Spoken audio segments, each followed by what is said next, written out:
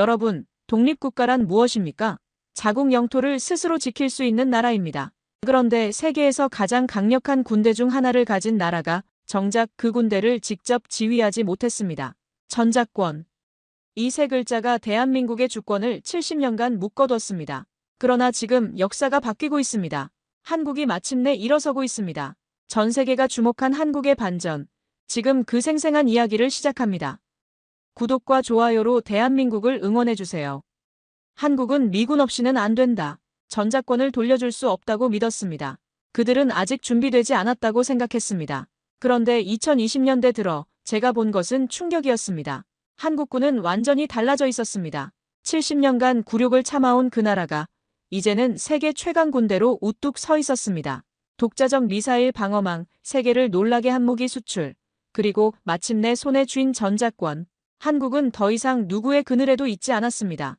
저는 리처드 맥클리어입니다. 미국 버지니아주 출신이고 미 육군 대령으로 전역했습니다. 25년간 군 복무를 했고 나토에도 주둔했으며 주한미군 연합사에서도 근무했습니다. 지금은 군사안보연구소에서 선임연구원으로 일하고 있습니다. 동북아 안보와 방위산업을 분석하는 게 제 전문 분야죠. 전시작전 통제권. 이 단어를 들어보셨습니까? 평시엔 한국 합참의장이 군을 지휘합니다. 그런데 전쟁이 터지는 순간 모든 권한이 미군 사성 장군에게 넘어갑니다. 한국 대통령이 아닌 미국 장군의 명령을 받는 겁니다. 한국군 장병들이 목숨 걸고 싸우는 전쟁인데도 말입니다. 저는 주한미군 연합사에 근무할 때 이 구조를 직접 봤습니다. 어느 날 긴급작전회의가 소집됐습니다. 북한군 움직임이 포착됐기 때문이었죠. 한국군 장성들이 회의실에 들어왔습니다. 작전 참모들도 함께였습니다. 그들은 대응 방안을 논의했습니다. 데이터를 분석했습니다. 시나리오를 검토했습니다. 그런데 최종 결정권자는 따로 있었습니다. 미군 사성 장군이었습니다. 한국군 합참의장이 아니었습니다. 국방부 장관도 아니었습니다. 한국군 장성들은 의견을 제시할 뿐이었습니다. 최종 승인은 미군 장군의 몫이었습니다. 저는 그 광경을 보며 복잡한 감정을 느꼈습니다. 이게 맞는 건가? 한국을 지키는 전쟁인데 한국 대통령 명령이 아니라는 게 말입니다. 한국군 장성들의 표정이 떠올랐습니다. 그들은 아무 말도 하지 않았습니다. 하지만 그 눈빛에서 저는 뭔가를 읽었습니다. 저는 곧 그 생각을 지웠습니다. 어쩔 수 없다. 한국군은 아직 준비가 안 됐다. 그렇게 스스로를 납득시켰습니다. 실제로 당시 한국군은 많은 부분을 미군에 의존하고 있었습니다. 한미상호방 위조약 이후 이 구조는 70년 넘게 유지됐습니다. 한국군은 단 한 번도 스스로 전쟁을 지휘해 본 적이 없었습니다. 전쟁이 터지면 모든 권한은 미군 손으로 넘어갔습니다. 작전 계획을 세우는 것도 미군이었습니다. 공격 시점을 결정하는 것도 미군이었습니다. 철수 명령을 내리는 것도 미군이었습니다. 한나라 군대가 자국 대통령 지휘를 받지 못한다는 건 치욕이었습니다. 70년간 계속된 치욕이었습니다. 그런데 한국은 이걸 참아왔습니다. 어쩔 도리가 없었으니까요. 북한의 위협은 현실이었고 동맹의 지원 없이는 대응이 어려웠으니까요. 2000년대 중반 변화의 움직임이 있었습니다. 한국 정부가 전작권을 돌려받겠다고 나섰습니다. 한국 국민들은 환호했습니다. 드디어 70년 굴욕을 끝낼 수 있다고 믿었습니다. 저는 그 소식을 듣고 속으로 생각했습니다. 불가능하다. 한국군은 준비가 안 됐다고 봤습니다. 실제로 그랬습니다. 북한 미사일을 막을 방공망이 없었습니다. 정밀 타격 능력도 부족했습니다. 독자적으로 전쟁을 지휘할 시스템이 안 됐습니다. 미국 내부에서도 같은 목소리가 나왔습니다. 한국군은 준비되지 않았습니다. 방공 능력이 부족합니다. 미사일 대응 체계가 없습니다. 제 동료 장교들도 같은 생각이었습니다. 이게 우리의 논리였습니다. 결국 그 계획은 연기됐습니다. 한 번이 아니었습니다. 두 번, 세 번 계속 미뤄졌습니다. 조건부 전환으로 바뀌었습니다. 조건이 충족되면 돌려준다. 구체적 시한은 사라졌습니다. 언제가 될지 아무도 모르는 상태가 됐습니다. 10년이 넘게 지체됐습니다. 한국 국민들의 분노가 폭발했습니다. 거리에서 시위가 벌어졌습니다. 언제까지 이 굴욕을 참아야 합니까? 우리 군대가 우리 대통령 명령도 못 받습니까? 한국군 장병들도 절규했습니다. 왜 우리는 우리 대통령 명령을 받지 못합니까? 저는 그 광경을 멀리서 지켜봤습니다. 한국인들의 자존심이 얼마나 상했는지 이해할 수 있었습니다. 하지만 저를 비롯한 미군 장교들은 회의적이었습니다. 한국은 아직 멀었다. 독자적 방위는 현실적으로 어렵다. 저는 25년간 군 복무를 하며 한국군의 의존적 모습을 직접 봐왔습니다. 그래서 더 확신했습니다. 전쟁이 터지면 한국 대통령이 아닌 미국 장군이 최종 명령권을 쥐고 있었습니다. 그 구조 속에서 저는 늘 복잡한 감정을 느꼈습니다. 동맹이라지만 이건 평등한 관계가 아니었습니다. 한쪽이 다른 쪽을 완전히 통제하는 구조였습니다. 한국군이 아무리 용맹해도 결국엔 미군의 지시를 따라야 했습니다. 그런데 말입니다. 2020년대 들어 뭔가 달라지기 시작했습니다. 보고서들이 제 책상 위로 올라왔습니다. 한국군의 능력에 대한 평가 보고서였습니다. 저는 처음엔 대수롭지 않게 넘겼습니다. 또 과장된 거겠지. 그런데 보고서를 읽을수록 저는 당황했습니다. 한국이 독자적 미사일 방어망을 구축했다고. 북한 핵미사일을 요격할 수 있어. 삼축 체계라는 게 완성됐다고. 믿기 힘들었습니다. 저는 다른 보고서를 펼쳤습니다. 한국의 방산 수출 실적이었습니다. 세계 7위라고 적혀 있었습니다. 나토 국가들이 한국 무기를 구매하고 있다고 나와 있었습니다. 유럽 전장에서 러시아제 무기를 대체하고 있다는 내용도 있었습니다. 이게 정말입니까? 제가 알던 한국이 맞습니까? 하지만 그 모든 전제가 2020년대 들어 완전히 흔들리기 시작했습니다. 내가 알던 한국군은 완전히 달라져 있었습니다. 저는 그날 밤 잠을 이룰 수 없었습니다. 책상 위에 놓인 보고서들이 자꾸 눈에 밟혔습니다. 한국이 독자적 미사일 방어망을 구축했다는 내용이었습니다. 삼축 체계라는 게 완성됐다는 겁니다. 킬체인, KAMD, KMPR. 이 단어들이 머릿속을 떠나지 않았습니다. 저는 다음 날 아침 일찍 연구소로 출근했습니다. 더 자세한 자료를 찾아야 했습니다. 한국군의 능력을 제대로 파악해야 했습니다. 제 책상 서랍에서 두꺼운 파일을 꺼냈습니다. 한국방위력 평가 보고서였습니다. 첫 페이지를 펼쳤습니다. 킬체인 시스템. 북한의 핵미사일 발사 징후를 포착하는 순간 선제 타격하는 체계였습니다. 정찰 위성, 조기경보 레이더, 정밀 유도 미사일이 하나로 연결돼 있었습니다. 발사 전에 무력화시킨다는 겁니다. 저는 눈을 크게 떴습니다. 한국이 언제 이런 걸 만들었습니까? 제가 주한미군에 있을 때만 해도 한국은 이런 능력이 없었습니다. 북한 미사일 발사 징후조차 제대로 포착하지 못했습니다. 모든 정보를 미군에게 의존했습니다. 저는 더 깊이 읽어내려갔습니다. 킬체인은 단순한 타격 무기가 아니었습니다. 첩보 수집부터 타격까지 30분 안에 완료되는 통합 시스템이었습니다. 북한이 미사일을 세우는 순간 한국의 정찰 위성이 포착합니다. 즉시 타격 좌표가 계산됩니다. 현무 미사일이 발사됩니다. 북한 미사일 기지가 파괴됩니다. 이게 정말 한국이 만든 시스템입니까? 저는 고개를 가로저었습니다. 믿기 힘들었습니다. 이건 미국이나 러시아, 중국 같은 강대국이나 가능한 능력이었습니다. 다음 페이지를 넘겼습니다. KAMD. 한국형 미사일 방어체계였습니다. 적의 미사일이 날아오면 요격하는 시스템이었습니다. 패트리어트, 천궁, 그리고 LSAM.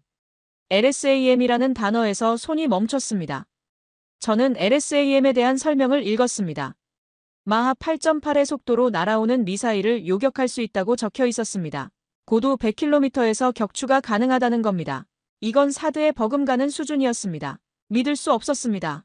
한국이 이런 기술을 갖고 있다니 말입니다. 저는 동료 분석가에게 물었습니다. 이거 확인된 겁니까? 그는 고개를 끄덕였습니다. 실험도 성공했습니다. 영상도 있습니다. 저는 그 영상을 찾아봤습니다. LSAM이 발사되는 장면이었습니다. 하늘로 치솟는 미사일, 그리고 목표물을 정확히 명중시키는 순간 화면이 하얗게 빛났습니다. 이게 정말 한국이 만든 겁니까? 제가 알던 한국군이 맞습니까? 저는 혼란스러웠습니다. 하지만 여기서 더 놀라운 게 있었습니다. 삼축 체계의 진짜 의미였습니다. 킬체인과 KAMD, KMPR은 따로 작동하는 게 아니었습니다. 하나의 통합작전 체계였습니다. 보고서는 이렇게 설명했습니다. 북한이 핵공격을 준비하면 킬체인이 먼저 작동합니다. 발사 징후를 포착하고 선제 타격합니다. 만약 북한 미사일이 발사되면 KAMD가 요격합니다. 다층 방어망이 작동합니다. 패트리어트가 하층을 막고 천궁이 중층을 막고 LSAM이 상층을 막습니다. 그리고 만약 북한이 핵을 사용하면 KMPR이 발동됩니다. 압도적인 화력으로 보복합니다. 북한 지도부를 직접 타격합니다. 더 이상 전쟁을 지속할 수 없게 만듭니다. 이게 삼축 체계의 본질이었습니다. 선제 타격, 방어, 보복. 세 가지가 유기적으로 연결된 완벽한 억지 체계였습니다. 저는 숨을 깊이 들이마셨습니다. 이건 단순한 무기 시스템이 아니었습니다. 이건 전쟁을 통제하는 능력이었습니다. 한국은 이제 북한의 핵 위협에 대해 완전한 대응 능력을 갖춘 겁니다. 미군의 도움 없이도 말입니다. 보고서의 다음 섹션으로 넘어갔습니다. KMPR, 대량 응징 보복 체계였습니다. 북한이 핵을 사용하면 한국이 압도적인 화력으로 응징한다는 개념이었습니다. 고위력 탄도미사일이 핵심이었습니다. 저는 미사일 재원을 확인했습니다. 사거리 800km, 탄두 중량 6톤에서 9톤, 지하 깊숙한 벙커도 파괴할 수 있는 위력이었습니다. 북한 지도부 은신처를 직접 타격할 수 있다는 겁니다. 저는 사진을 봤습니다. 거대한 미사일이 발사대에 서 있었습니다. 현무포, 한국이 독자 개발한 전략 무기였습니다. 이 미사일 하나면 북한의 지하 벙커를 관통할 수 있었습니다. 그런데 거기서 끝이 아니었습니다. 다음 문단에 극초음속 무기 개발 현황이 나와 있었습니다. 마하 5 이상의 속도로 비행하는 미사일이었습니다. 기존 방공망으로는 요격이 거의 불가능하다는 겁니다. 저는 의자에 기댔습니다. 극초음속 무기까지요? 미국과 중국, 러시아만 개발하고 있다고 알고 있었는데 말입니다. 한국도 이 경쟁에 뛰어들었다는 겁니까? 저는 과거를 떠올렸습니다. 10년 전 한국은 미사일 사거리 제한을 받고 있었습니다. 300km가 한계였습니다. 미국과의 협정 때문이었죠. 북한 전역을 타격할 수도 없었습니다. 평양까지 닿지 않았습니다. 그런데 지금은 어떻습니까? 800km 미사일에 극초음속 무기까지 개발하고 있습니다. 저는 다른 보고서를 펼쳤습니다. 한미 미사일 지침 개정 내역이었습니다. 2020년 5월 모든 제한이 해제됐다고 나와 있었습니다. 한국은 이제 원하는 만큼 사거리를 늘릴 수 있게 된 겁니다. 저는 타임라인을 정리해봤습니다. 2020년 제한 해제. 그 후 5년. 한국은 그 5년 동안 무엇을 했습니까? 800km 미사일 개발, 극초음속 무기 연구, LSAM 실전 배치, 삼축 체계 완성. 5년 만에 모든 걸 바꿔놓았습니다. 그 순간 깨달았습니다. 한국은 준비하고 있었던 겁니다. 조용히, 그리고 체계적으로 말입니다. 전자권 환수를 위한 능력을 하나씩 쌓아가고 있었던 겁니다. 제한이 풀리는 순간을 기다렸던 겁니다. 그리고 제한이 풀리자마자 폭발적으로 성장했습니다. 저는 과거 제 생각이 떠올랐습니다. 한국군은 준비되지 않았다. 미군 없이는 버틸 수 없다. 제가 너무 오만하다는 사실을 깨달았습니다. 우리가 아직 이르다고 말하는 동안 한국은 모든 걸 갖춰가고 있었습니다. 킬체인, KAMD, KMPR, 삼축 체계가 완성됐다는 건 무엇을 의미합니까?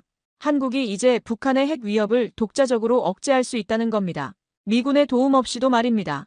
선제 타격으로 북한 미사일 발사를 막을 수 있습니다. 발사되면 요격할 수 있습니다. 핵이 사용되면 보복할 수 있습니다. 완전한 전쟁 억지 체계입니다. 한국군이 독자적으로 북한 미사일을 요격할 수 있다는 사실은 제 고정관념을 흔들었습니다. 한때는 불가능하다 생각했지만 지금은 다른 결론을 내려야 할지도 모릅니다. 저는 보고서를 덮었습니다. 그리고 생각했습니다. 내가 틀렸을지도 모른다. 한국은 이미 준비된 것일지도 모른다. 그런데 여기서 더 큰 질문이 떠올랐습니다. 한국의 이런 변화가 동북아 전체에 어떤 의미를 갖는 걸까요? 인도태평양 전략이라는 틀 속에서 말입니다. 미국은 지금 중국을 견제하기 위해 동맹국들을 강화하고 있습니다. 일본, 호주, 필리핀, 그리고 한국. 이들이 중국의 팽창을 막는 방패 역할을 해야 한다는 겁니다. 그런데 한국이 독자적 군사력을 갖추게 되면 어떻게 됩니까? 더 이상 미군에 의존하지 않는 한국. 스스로 방어할 수 있는 한국. 이건 미국 입장에서도 좋은 일이라고 생각했습니다. 한국이 강해지면 동맹 전체가 강해집니다. 중국도 함부로 움직이지 못할 겁니다. 북한도 더 이상 한국을 위협하지 못할 겁니다. 저는 그 순간 한국이 더 이상 동맹의 약한 고리가 아니라는 걸 직감했습니다. 오히려 한국은 이제 전략적 자산이 되고 있었습니다. 그때 제 동료가 다가왔습니다. 리처드, 이것도 봐야 할 것 같습니다. 그가 건넨 건 또 다른 보고서였습니다. 표지에 적힌 제목이 눈에 들어왔습니다. 한국 방산 수출 현황 및 전망. 저는 보고서를 받아들었습니다. 첫 페이지를 펼쳤습니다. 그리고 숨이 멎는 듯 했습니다. 2021년 방산 수출액 46억 달러. 세계 7위였습니다. 제가 본 숫자가 맞습니까? 한국이 무기를 수출하는 나라가 됐다는 겁니까? 얼마 전까지만 해도 한국은 무기를 수입하는 나라였습니다. 미국에서, 유럽에서 무기를 사들이던 나라였습니다.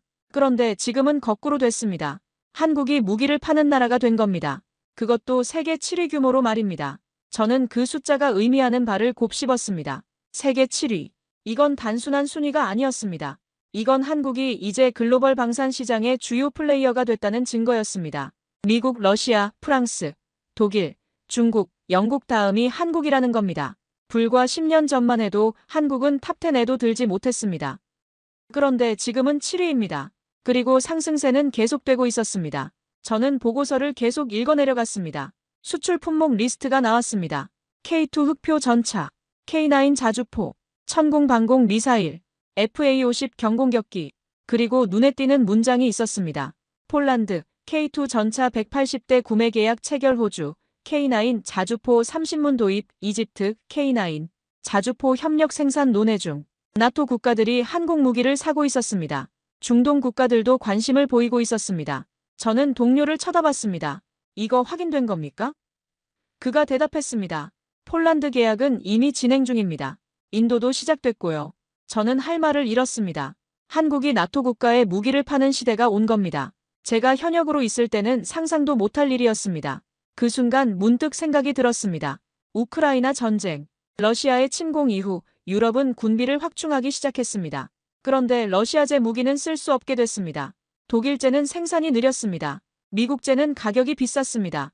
그때 등장한 게 한국 무기였습니다. 성능도 검증됐고 가격도 합리적이었습니다. 무엇보다 빠른 납기가 가능했습니다. 유럽 국가들이 한국 무기를 선택한 이유를 이해할 수 있었습니다. 저는 동료에게 물었습니다. 한국 측과 직접 접촉해본 사람 있습니까? 그가 고개를 저었습니다. 아직 없습니다. 하지만 필요하다면 채널을 열 수 있을 겁니다. 저는 고개를 끄덕였습니다. 한국 측 전문가들과 대화가 필요했습니다. 보고서만으로는 부족했습니다. 현장의 목소리를 직접 들어야 했습니다. 한국이 정말로 준비됐는지 말입니다. 몇 주 뒤, 저는 폴란드 바르샤바에 있었습니다. 나토 방위산업 박람회가 열렸기 때문이었습니다. 유럽 각국의 군 관계자들이 모여 있었습니다. 저는 그곳에서 한국 무기를 직접 보게 됐습니다. 전시장 한쪽에 한국 부스가 있었습니다. 생각보다 컸습니다. K2 흑표 전차가 전시돼 있었습니다. K9 자주포도 보였습니다. 천공 방공 미사일 모형이 있었습니다. 그리고 LSAM 설명 패널도 눈에 띄었습니다. 저는 K2 전차 앞에 멈춰 섰습니다. 검은색 위장 도색이 인상적이었습니다. 120mm 활강포가 위압감을 줬습니다. 1500마력 엔진, 자동장전 장치, 능동 방호 시스템. 제원표를 보며 저는 감탄했습니다. 이게 한국이 만든 전차라니 독일의 레오파르트나 미국의 에이브람스와 비교해도 뒤지지 않았습니다. 아니, 어떤 면에서는 더 앞서 있었습니다. 한국 부스 담당자가 다가왔습니다. 관심 있으십니까? 저는 고개를 끄덕였습니다. 미국에서 왔습니다. 군사 전문가입니다. 그는 미소를 지었습니다. 폴란드군이 180대를 주문했습니다. 첫 인도군이 이미 도착했고요. 저는 놀랐습니다. 벌써 인도가 시작됐습니까? 네. 한국의 생산 속도는 빠릅니다. 납기 준수율도 높고요. 한국 방산 자립률이 70%를 넘어서면서 독자 생산 체계가 완성됐습니다. 70%. 이 숫자가 의미하는 바를 저는 알고 있었습니다. 무기를 만드는 데 필요한 부품의 70%를 자체 생산한다는 겁니다. 더 이상 외국에 의존하지 않는다는 뜻이었습니다. 저는 K9 자주포 쪽으로 걸어갔습니다. 155mm 곡사포였습니다. 분당 6발 사격이 가능하다고 적혀 있었습니다. 사거리는 40km 이상이었습니다. 담당자가 설명을 이어갔습니다. K9은 이미 10개국 이상이 운용하고 있습니다. 호주, 폴란드, 노르웨이, 핀란드, 에스토니아, 나토 국가들이었습니다. 유럽 국가들이 한국 무기를 선택하고 있었습니다. 이게 현실이었습니다. 저는 LSAM 설명 패널 앞에 섰습니다. 마하 8.8 요격 능력, 고도 100km 방어 가능, 4등급 성능. 이 문구들이 눈에 들어왔습니다. LSAM은 현재 한국군에 배치 중입니다. 담당자가 말했습니다. 이미 여러 나라에서 도입 문의가 들어오고 있습니다. 저는 숨을 들이켰습니다. 보고서로만 봤던 LSAM. 그게 실제로 배치되고 있었고 수출까지 논의되고 있었습니다. 저는 다른 참관객들을 관찰했습니다. 폴란드군 장교들이 한국 부스 앞에 모여 있었습니다. 그들은 진지한 표정으로 설명을 듣고 있었습니다. 질문도 쏟아냈습니다. 한 폴란드 장교가 말했습니다. 러시아 위협이 현실화된 지금 우리에게 필요한 건 검증된 무기입니다. 한국 무기는 그 요구를 충족시킵니다. 저는 그 말을 곱씹었습니다. 검증된 무기. 한국 무기가 검증됐다는 겁니까? 담당자가 설명했습니다. K9은 실전 경험이 있습니다. 중동 지역에서 운용되며 성능이 입증됐죠. K2도 각종 시험에서 우수한 결과를 보였고요. 저는 고개를 끄덕였습니다. 한국 무기는 이제 단순한 수출품이 아니었습니다. 전장에서 검증된 전력이었습니다. 그때 나토군 관계자 한 명이 다가왔습니다. 노르웨이군 대령이었습니다. 그는 한국 담당자에게 말했습니다. 솔직히 말하겠습니다. 한국 무기 없이는 우리가 버틸 수 없습니다. 러시아가 코앞인 상황에서 빠르게 전력을 보강할 수 있는 건 한국 무기뿐입니다. 저는 나토군 관계자들의 입에서 이런 말을 직접 듣게 됐습니다. 충격이었습니다. 유럽 장교들이 한국산 아니면 안 된다고 말하는 순간 제 생각은 완전히 달라졌습니다. 독일 군 관계자도 다가왔습니다. 그는 물었습니다. KF-21 전투기는 언제 실전 배치됩니까? KF-21. 저는 귀를 기울였습니다. 담당자가 대답했습니다. 2026년부터 한국 공군에 배치될 예정입니다. 블록 3 개발도 진행 중이고요. 독일 관계자가 물었습니다. 블록 3의 스텔스 성능은 어느 정도입니까? 5.5세대 전투기 수준입니다. 기존 블록 1보다 레이더 반사 면적이 대폭 감소합니다. 내부 무장창도 확대되고요. 미래 6세대 전투기 개발에도 한국이 참여하고 있습니다. 저는 충격을 받았습니다. 5.5세대 전투기, 그리고 6세대 개발 참여. 한국이 정말로 그 수준까지 올라갔다는 겁니까? 미국의 F-35가 5세대입니다. 차세대 전투기로 분류되죠. 그런데 한국이 5.5세대를 개발하고 6세대까지 준비하고 있다는 겁니다. KF-21은 단순한 전투기가 아니었습니다. 그것은 한국이 미래 공중전을 선도하겠다는 선언이었습니다. 더 이상 미국 전투기를 수입하는 나라가 아니라 스스로 하늘을 지배할 무기를 만드는 나라가 된 겁니다. 저는 그 자리에 멍하니 서 있었습니다. K2와 K9, 그리고 KF-21.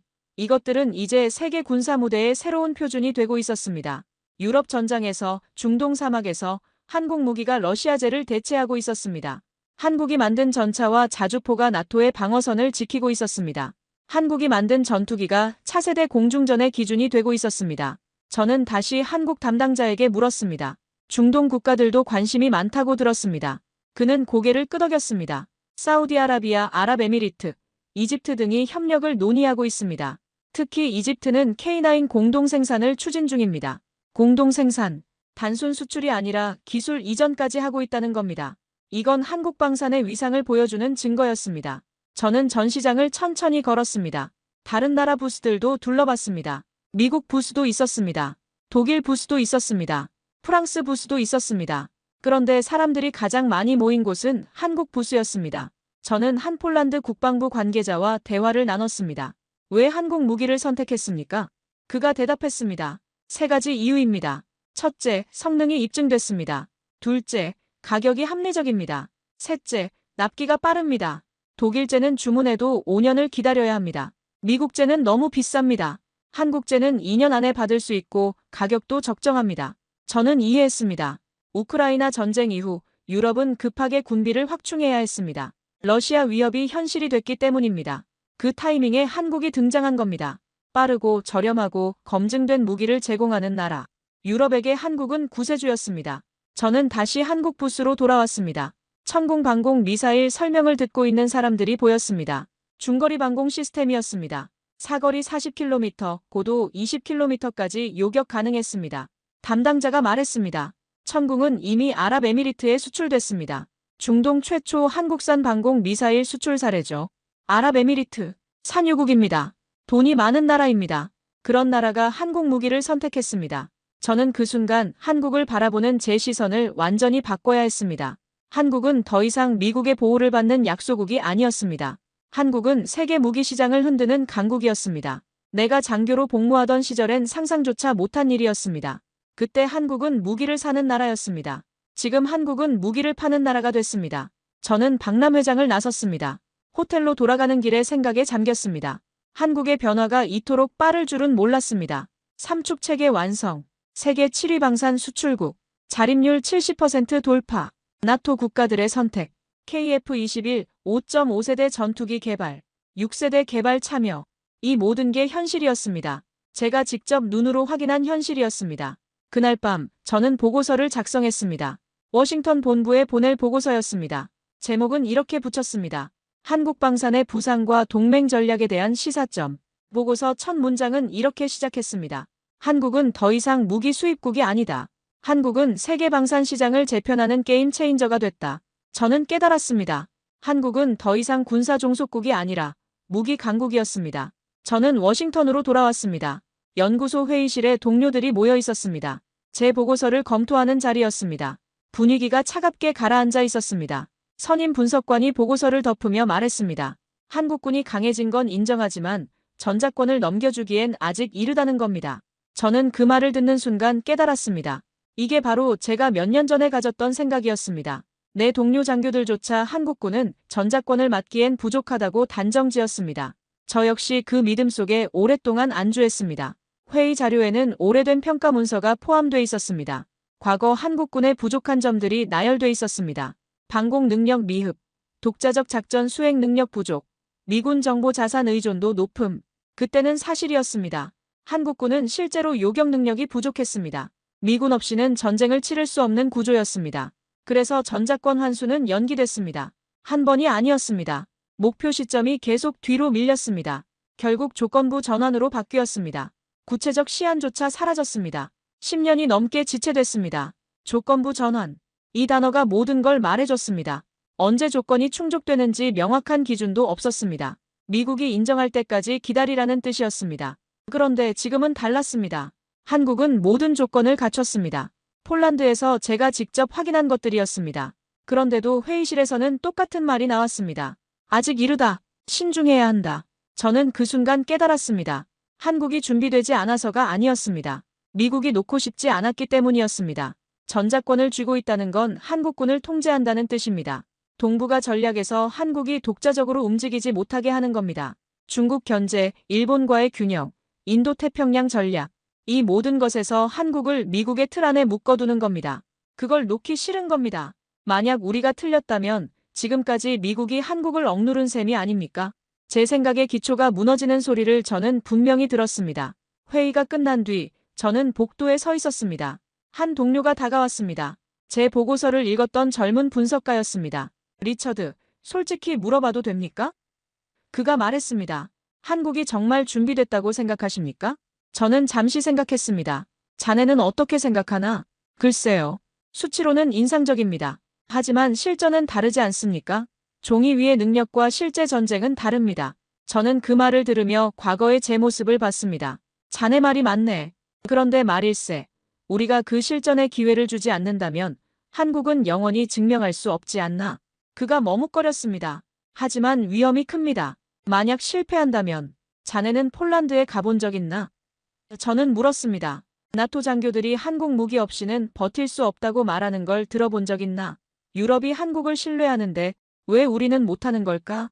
그는 대답하지 못했습니다. 저는 제 사무실로 돌아왔습니다. 책상 서랍에서 오래된 파일을 꺼냈습니다. 전작권 전환 지연 논리를 정리한 자료였습니다. 페이지를 넘기며 저는 비교했습니다. 과거와 현재를 말입니다. 과거 한국은 북한 미사일 발사 징후 포착도 미군에 의존했습니다. 지금 한국은 독자 정찰 위성과 킬체인 시스템을 보유했습니다. 저는 구체적 사례를 떠올렸습니다. 2010년 연평도 포격. 북한이 포를 쐈습니다. 한국군은 대응했습니다. 하지만 느렸습니다. 정보가 부족했습니다. 미군 정보 자산에 의존해야 했습니다. 만약 그때 킬체인이 있었다면 어땠을까요?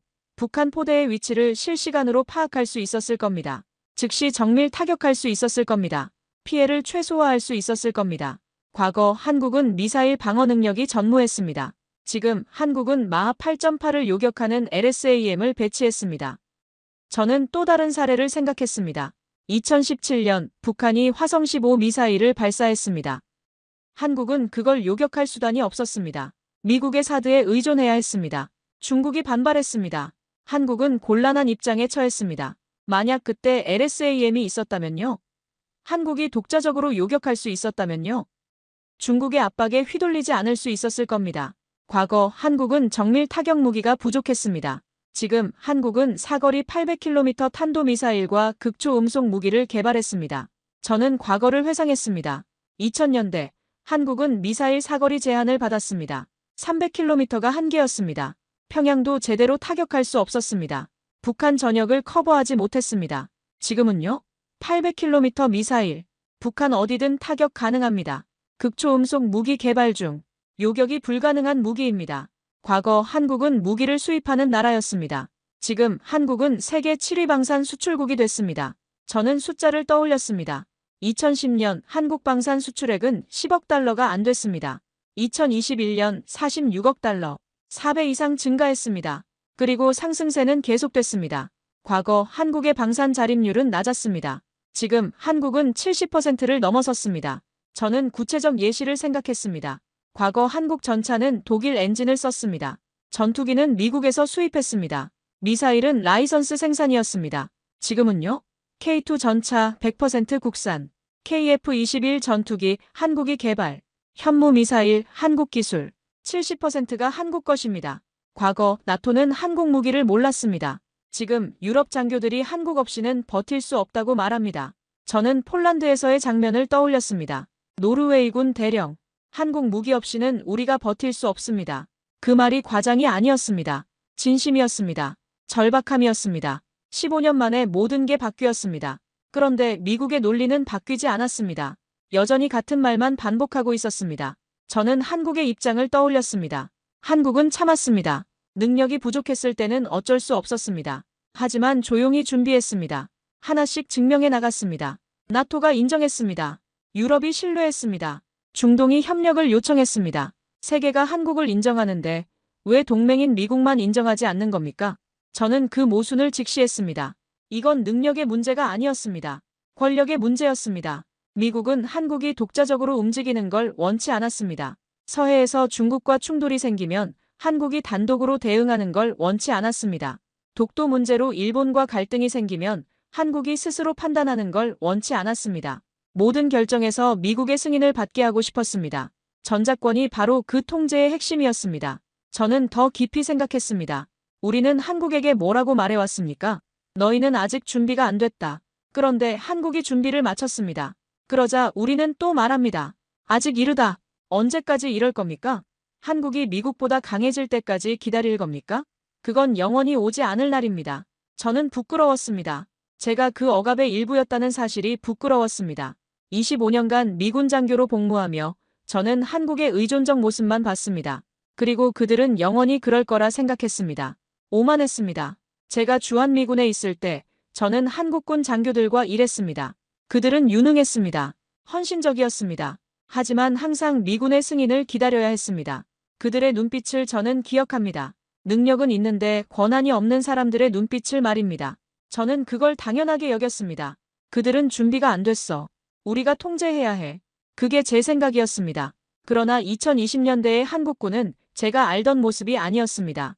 한국의 변화가 미국 내 회의론을 무너뜨리고 있었습니다. 제 고정관념도 함께 무너지고 있었습니다. 저는 더 이상 과거의 논리를 고집할 수 없었습니다. 저는 노트를 꺼냈습니다. 메모를 적기 시작했습니다. 미국이 한국 전작권을 쥐고 있는 이유, 과거 한국군 능력 부족, 현재 한국군 능력 충분. 그런데도 전작권을 놓지 않는 진짜 이유 통제. 저는 그 메모를 보며 씁쓸했습니다. 우리는 동맹을 말합니다. 하지만 이건 동맹이 아니었습니다. 지배였습니다. 한국이 약할 때는 어쩔 수 없었습니다. 보호가 필요했습니다. 하지만 지금은 다릅니다. 한국은 강해졌습니다. 스스로 설 수 있습니다. 그런데 우리는 여전히 통제하려 합니다. 왜입니까? 습관입니까? 오만입니까? 전략입니까? 아마 세 가지 다일 겁니다. 창밖의 워싱턴 하늘을 바라보며 저는 생각했습니다. 한국은 70년을 기다렸습니다. 이제 그 기다림이 끝나가고 있다고 말입니다. 변화는 이미 시작됐습니다. 막을 수 없는 흐름이었습니다. 저는 결심했습니다. 더 이상 과거의 논리에 갇혀있지 않겠다고. 한국의 변화를 인정하겠다고. 전작권 환수를 지지하겠다고. 그게 옳은 일이었습니다. 저는 다시 한국으로 향했습니다. 이번엔 직접 확인하기 위해서였습니다. 서울 용산에 있는 국방부를 방문했습니다. 한국군 관계자들과 회의를 가졌습니다. 한국군 장성이 브리핑을 시작했습니다. 화면에 LSAM 요격 영상이 나왔습니다. 미사일이 발사됐습니다. 하늘로 치솟았습니다. 그리고 목표물을 정확히 명중시켰습니다. 나는 한국의 LSAM이 실험에서 성공하는 영상을 몇 번이고 반복해 보았습니다. 저는 숨을 멈췄습니다. 마하 8.8의 탄두를 요격했다는 보고서를 봤을 때도 놀랐지만 직접 영상을 보니 더 충격이었습니다. 장성이 설명했습니다. 고도 100km에서 요격이 가능하다고 했습니다. 북한의 탄도미사일 대부분을 막을 수 있다는 겁니다. 그 순간 한국군의 방공망은 세계 탑티어라 불러도 손색이 없었습니다. 다음 화면에는 고위력 미사일이 나왔습니다. 탄두 중량 9톤급이었습니다. 사거리 800km였습니다. 지하 깊숙한 벙커까지 무력화할 수 있었습니다. 북한 지도부 은신처를 직접 타격할 수 있다는 의미였습니다. 고위력 미사일은 지하 깊숙한 벙커까지 무력화할 수 있었습니다. 저는 감탄했습니다. 이건 단순한 무기가 아니었습니다. 전쟁 억지력의 핵심이었습니다. 다음은 KF-21 설명이었습니다. 5.5세대 전투기로 진화하고 있다는 내용이었습니다. 블록 3 개발이 진행 중이었습니다. 스텔스 성능이 대폭 향상된다고 했습니다. 내부 무장창도 확대된다고 했습니다. 그리고 미래 6세대 전투기 개발에도 한국이 참여하고 있다고 했습니다. 저는 놀라움을 감추지 못했습니다. 한국이 6세대 전투기 개발에까지 참여하고 있다는 겁니다. 미국, 중국, 러시아만의 영역이라 생각했는데 말입니다. 영상이 나왔습니다. KF-21이 하늘을 날고 있었습니다. 조종사가 기동 훈련을 하고 있었습니다. 날렵한 움직임이었습니다. 고난도 기동도 거뜬히 소화했습니다. KF-21을 조종하는 한국 조종사들의 능력은 제 예상을 훨씬 뛰어넘었습니다. 장성이 덧붙였습니다. 한국 공군은 이미 F-35도 운용하고 있다고 했습니다. 40대가 넘게 배치됐다고 했습니다. 조종사들의 숙련도가 높다고 했습니다. 훈련 평가에서도 우수한 성적을 받고 있다고 했습니다. F-35 운용 경험이 KF-21 개발에도 큰 도움이 됐다는 설명이었습니다. 저는 고개를 끄덕였습니다. 한국 공군은 단순히 무기를 사는 게 아니라 그걸 토대로 자체 개발까지 하고 있었습니다. 저는 물었습니다. KF-21 실전 배치는 언제입니까? 장성이 답했습니다. 내년부터 시작됩니다. 이미 양산 체제에 들어갔습니다. 저는 놀랐습니다. 한국이 독자 개발 전투기를 실전 배치한다는 겁니다. 이건 항공 강국의 증표였습니다. 회의가 끝난 뒤 저는 방산업체를 방문했습니다. K2 전차 생산 라인을 둘러봤습니다. 거대한 공장이었습니다. 전차들이 조립되고 있었습니다. 효율적인 시스템이었습니다. 담당자가 설명했습니다. 연간 생산 능력이 100대가 넘는다고 했습니다. 폴란드 주문분을 납기에 맞춰 인도하고 있다고 했습니다. 저는 K9 자주포 생산 라인도 봤습니다. 여기도 마찬가지였습니다. 빠른 생산 속도였습니다. 품질 관리 시스템도 철저했습니다. 담당자가 말했습니다. 현재 방산 자립률이 70%를 넘었다고 했습니다. 독자 생산 체계가 완성됐다는 의미였습니다. 더 이상 외국에 의존하지 않는다는 뜻이었습니다. 방산 수출 실적은 단순한 경제 지표가 아니라 자주 국방의 증거였습니다. 담당자가 계속 설명했습니다. 현재 10개국 이상이 한국 무기를 운용 중이라고 했습니다. 추가 협상도 진행 중이라고 했습니다. 중동, 동남아, 유럽 전역에서 문의가 들어온다고 했습니다. 저는 깨달았습니다. 한국은 더 이상 무기를 수입하는 나라가 아니었습니다. 세계가 찾는 방산 강국이었습니다. 그날 저녁, 저는 호텔로 돌아왔습니다. 창밖으로 서울 야경이 보였습니다. 불빛이 가득했습니다. 저는 노트북을 열었습니다. 보고서를 작성하기 시작했습니다. 한국군 능력평가 및 전작권 전환 시사점. 첫 문장을 이렇게 썼습니다. 한국군은 독자적으로 전쟁을 지휘할 능력을 갖췄다. 과거의 저라면 절대 쓰지 못했을 문장이었습니다. 저는 계속 타이핑했습니다. LSAM의 요격 능력을 언급했습니다. 마하 8.8 고도 100km. 이 수치들이 의미하는 바를 설명했습니다. 고위력 미사일의 타격 능력을 분석했습니다. 9톤급 탄두, 사거리 800km. 북한 지도부를 직접 타격할 수 있는 능력이었습니다. KF-21의 진화 과정을 서술했습니다. 5.5세대에서 6세대로 가는 길. 한국이 항공기술 선두에 있다는 증거였습니다. 방산 수출 실적의 의미를 해석했습니다. 자립률 70%, 세계 7위. 독자 군수 체계의 완성이었습니다. 그리고 결론을 썼습니다. 한국은 더 이상 미군의 보호를 필요로 하는 약소국이 아니다. 한국은 독자적 방위 능력을 갖춘 강국이다. 전작권 전환의 조건은 이미 충족됐다. 이제 결정만 남았다. 저는 마침표를 찍었습니다. 다음 날, 저는 한국을 떠나기 전 한 곳을 더 방문했습니다. 전쟁기념관이었습니다. 거기엔 한국의 전쟁 역사가 전시돼 있었습니다. 한국 전쟁 당시의 무기들이 있었습니다. 낡고 부족했던 장비들이었습니다. 총알도 모자랐던 시절이었습니다. 그때 한국은 정말로 미군 없이는 안 됐습니다. 제가 가졌던 믿음이 맞았던 시대였습니다. 하지만 전시관을 걸으며 저는 변화를 봤습니다. 베트남전 당시 무기들. 조금 나아졌지만 여전히 부족했습니다. 그리고 현대로 올수록 무기들이 달라졌습니다. K1 전차, K9 자주포 초기 모델. 한국이 만들기 시작한 무기들이었습니다. 전시관 끝에는 최신 무기들이 전시돼 있었습니다. K2, K9 최신형, 천궁, KF-21 모형들이었습니다. 70년의 시간이 흘렀습니다. 한국은 완전히 다른 나라가 됐습니다. 미군에게 총알을 받아 쓰던 나라가 이제는 나토에 무기를 파는 나라가 됐습니다. 저는 전쟁 기념관을 나서며 생각했습니다.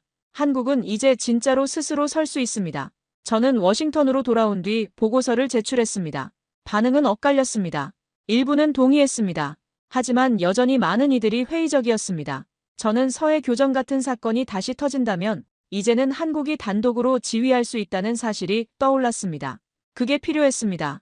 돌발 상황에서 미군 승인을 기다릴 시간이 없습니다. 골든타임을 놓치면 피해는 커집니다. 한국군이 즉각 판단하고 대응해야 합니다. 전작권 환수는 단순한 자존심이 아니라 돌발 상황에서의 생존 문제였습니다. 저는 연구소 회의에서 이 논리를 펼쳤습니다. 동아시아 긴장이 고조되는 지금이야말로 한국의 독자 지휘 체계가 필요하다고 했습니다. 선임 분석관이 반박했습니다. 그렇기 때문에 더 신중해야 한다고 했습니다. 한국이 독자적으로 판단하면 오판의 위험이 있다고 했습니다. 자칫 전쟁으로 확대될 수 있다고 했습니다. 저는 답답했습니다. 이들은 여전히 한국을 신뢰하지 않고 있었습니다. 하지만 분위기는 변하고 있었습니다. 미국 정부 내에서도 논의가 시작됐습니다. 한국의 군사력 증강을 무시할 수 없다는 목소리가 나왔습니다. 동맹 균형을 재조정해야 한다는 의견도 나왔습니다. 한국이 강해지면 미국의 부담이 줄어듭니다. 중국 견제에도 유리합니다. 일본과의 균형 잡기에도 도움이 됩니다. 인도태평양 전략 전체에 긍정적입니다. 동맹 균형 조정. 이 단어가 워싱턴 내부에서 회자되기 시작했습니다. 한국을 더 이상 약한 고리로 보지 않고 동등한 파트너로 인정해야 한다는 뜻이었습니다. 며칠 뒤 시뮬레이션 보고서가 올라왔습니다. 한국군의 독자 작전 수행 능력을 평가한 자료였습니다. 시나리오는 이랬습니다. 서해에서 북한 도발이 발생합니다. 한국군이 독자적으로 대응합니다. 킬체인으로 북한 미사일 기지를 선제 타격합니다. KAMD로 날아오는 미사일을 요격합니다. KMPR로 북한 지도부를 압박합니다. 해군과 공군이 협력해 북한군을 제압합니다. 시뮬레이션 결과는 명확했습니다. 한국군은 충분히 대응할 수 있었습니다. 미군의 직접 개입 없이도 말입니다. 저는 보고서를 읽으며 확신했습니다. 전작권 환수 후 첫 작전에서 한국군은 성공할 겁니다. 하지만 불안도 있었습니다. 만약 실수한다면 어떻게 될까요? 만약 오판으로 상황이 악화된다면요? 그러면 모든 신뢰가 무너집니다. 한국은 다시 전작권을 빼앗길 수도 있습니다. 이제 한국군은 역사상 가장 큰 시험에 나서야 합니다. 그날 밤 저는 혼자 생각에 잠겼습니다. 한국은 70년을 기다렸습니다. 능력을 쌓았습니다.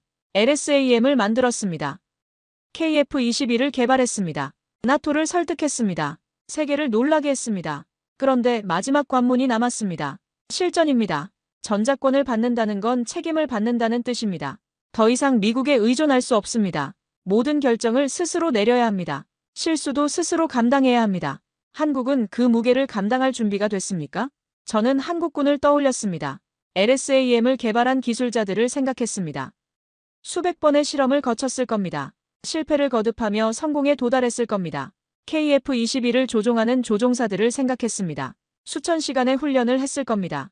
위험을 감수하며 기술을 연마했을 겁니다. K2 전차를 생산하는 노동자들을 생각했습니다. 하나하나 정밀하게 조립했을 겁니다. 품질을 위해 밤낮 없이 일했을 겁니다. 그들은 준비했습니다. 조용히 그리고 철저하게 준비했습니다. 저는 믿기로 했습니다. 다음 날 저는 상사를 찾아갔습니다. 제 의견을 명확히 밝혔습니다. 한국군은 준비됐습니다. 전작권 전환을 지지합니다. 상사가 물었습니다. 확신하나? 저는 대답했습니다. 네. 제가 직접 확인했습니다. 한국은 이제 스스로 설 수 있습니다. 상사가 한숨을 쉬었습니다. 자네 생각이 많이 바뀌었군. 저는 고개를 끄덕였습니다. 현장을 봤습니다. 더 이상 부정할 수 없었습니다. 상사가 말했습니다. 내부 논쟁이 치열하네. 하지만 흐름은 바뀌고 있어. 한국의 압박도 거세지고 동맹 균형 조정이 필요하다는 목소리도 커지고 있지. 저는 물었습니다. 언제쯤 결정이 날까요? 상사가 답했습니다. 고질 걸세. 더 이상 미룰 수 없을 거야. 한국이 여기까지 왔으니 말이네. 저는 창밖을 바라봤습니다. 워싱턴의 하늘이 보였습니다. 변화는 오고 있었습니다. 느리지만 확실하게 말입니다. 중국의 홍위십, 일본의 군비 증강, 동아시아의 긴장. 이 모든 것이 한국의 독자적 지휘 체계를 더 필요하게 만들고 있었습니다. 역설적이었습니다. 위기가 커질수록 한국의 전작권 환수는 더 정당해졌습니다. 시험대는 곧 찾아올 겁니다. 그리고 한국은 그 시험을 통과할 준비가 되어 있습니다. 2025년 9월 서울에서 한미통합국방협의체 회의가 열렸습니다. 제27차 회의였습니다. 저는 참관 자격으로 회의장에 있었습니다. 한국 국방부 첨사였습니다. 회의장 분위기는 긴장돼 있었습니다. 한국 측 수석대표가 자리에 앉았습니다. 미국 측 수석대표도 마주 앉았습니다. 양국 국방 및 외교 분야 주요 지휘자들이 배석했습니다. 회의가 시작됐습니다. 한국 측이 먼저 발언했습니다. 전자권 전환 조건 충족 여부를 논의하자고 했습니다. 한국군의 능력을 구체적으로 제시했습니다. 삼축 체계 완성, LSAM 배치, KF-21 개발, 방산 자립률 70% 돌파, 세계 7위 방산 수출국, 한국군 전력 세계 5위, 모든 수치가 나열됐습니다. 한국 측 목소리에는 확신이 담겨 있었습니다. 연합방위 주도를 위한 군사적 능력을 갖췄다고 했습니다. 북한 핵미사일 위협 대응 능력도 확보했다고 했습니다. 조건이 충족됐다고 강조했습니다. 미국 측이 답했습니다. 한국군의 발전을 인정한다고 했습니다. 그러나 신중히 검토해야 한다고 했습니다. 한국 측이 반박했습니다. 신중히 검토한다는 말로 10년을 끌었다고 했습니다. 2012년 목표가 2015년으로 밀렸다고 했습니다. 2015년 목표도 조건부로 바뀌었다고 했습니다. 이제 더 이상 기다릴 수 없다고 했습니다. 회의장이 조용해졌습니다. 미국 측 수석대표가 잠시 침묵했습니다. 서류를 넘겼습니다. 그리고 말했습니다. 한국군의 능력 증강은 눈부시다고 했습니다. 나토도 인정하는 방산 강국이 됐다고 했습니다. 조건 충족에 상당한 진전에 공감한다고 했습니다. 나는 회의장에서 전자권 환수 논의가 조건 충족이라는 단어와 함께 거론되는 순간을 기억합니다. 저는 귀를 의심했습니다. 조건 충족에 상당한 진전에 공감한다. 이 말이 공식적으로 나왔습니다. 그것은 단순한 군사협의가 아니었습니다. 70여 년간 묶여있던 족쇄가 풀리는 소리였습니다. 한국 측이 말했습니다.